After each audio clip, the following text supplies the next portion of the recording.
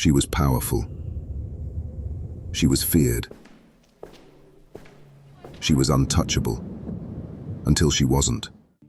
And there she stood, painted eyes staring out of a high window, a queen cloaked in pride, a heart trembling beneath the mask. Have you ever watched someone take what is not theirs and done nothing? Have you ever felt your small voice disappear in a shout that was louder, meaner, and closer? Have you ever built a fortress of appearances, only to feel it crumble beneath you? Have you ever worn strength like a garment, while inside your soul was breaking? The footsteps draw nearer. The prophecy sharpens its edge. The heavens do not sleep. Something greater is moving in the shadows of her final hour. This is the Bible story of the end of Queen Jezebel.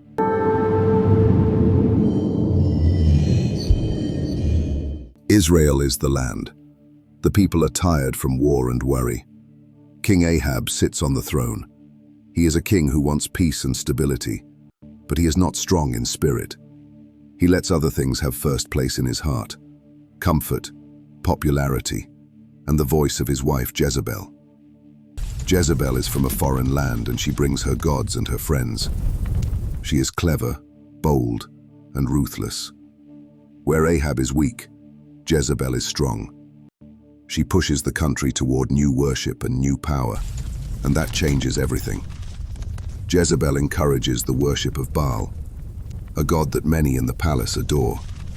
She gives high places, prizes, and power to those who serve that god. The old prophets, the ones who speak for the true God, are pushed aside. Some are hunted, some hide. The people who once listened are frightened to speak. They fear Jezebel's anger and the palace's punishment. When truth is spoken, it is called trouble. When justice is asked for, it is called rebellion. Naboth is a simple man. He has a small vineyard, a piece of earth his family has worked for years. King Ahab looks at this vineyard and wants it for his garden. Ahab goes to Naboth and offers money or a trade. That is the right, gentle way to ask. Offer, buy, or make a fair trade. Naboth refuses.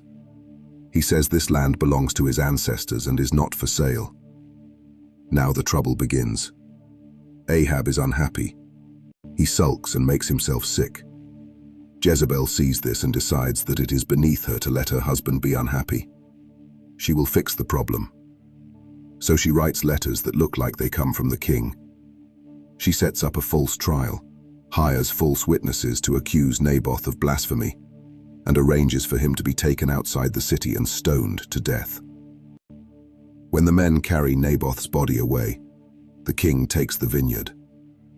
A man has lost his life and his land for a royal garden. A man named Elijah hears what happened. He goes to the king and speaks plainly. He tells Ahab what God sees: murder done to gain land, the perversion of justice, the use of power to crush the poor. Elijah announces a terrible sentence. Ahab's house will be judged.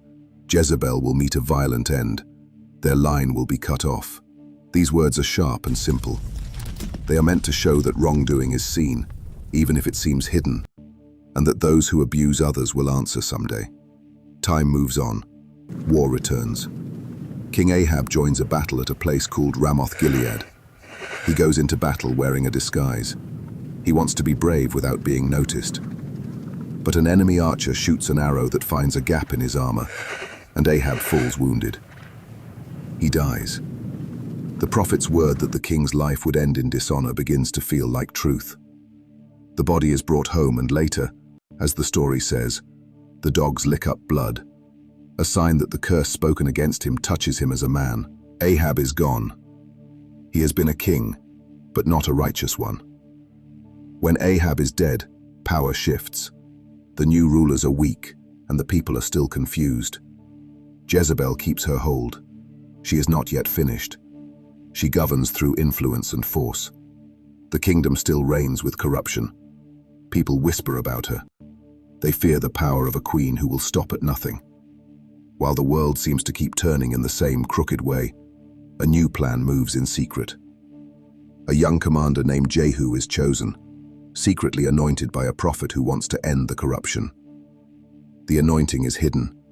done in a house where no one can see. But once a king is chosen by God's messenger, action follows quickly. Jehu is told to get up and drive like fire through the kingdom to destroy the house of Ahab. The prophet's charge is clear and dangerous. Remove the corrupt rulers and the idols they have set up. Jehu drives to the city of Jezreel, where the remaining powers of the old house gather.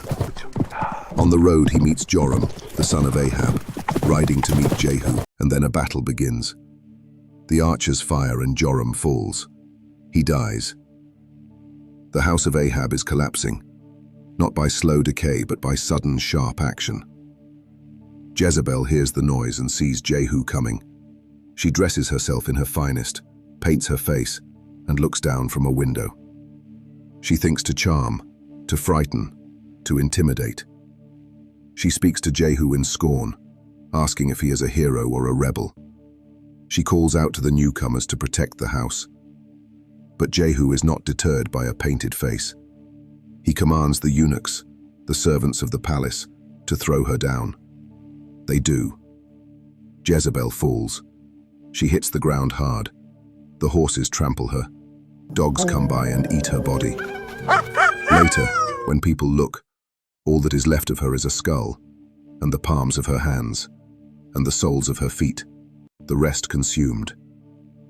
It is a shocking, violent end. It is the fulfillment of the prophet's hard words. The woman who used charm, power, and cruelty to bend a nation ends in humiliation and death. Jehu does not stop at Jezebel. He enters the city and begins a purge. He calls the people who worship Baal to one place, promises them safety, and then orders them killed.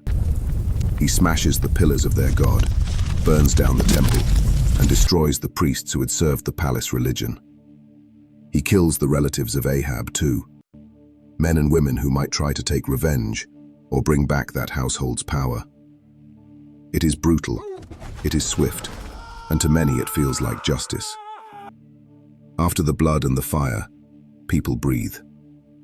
There is relief in the streets. That was the story of the fall of Queen Jezebel. Kindly subscribe, like, and hit the notification bell, so when we post a new video you will be notified.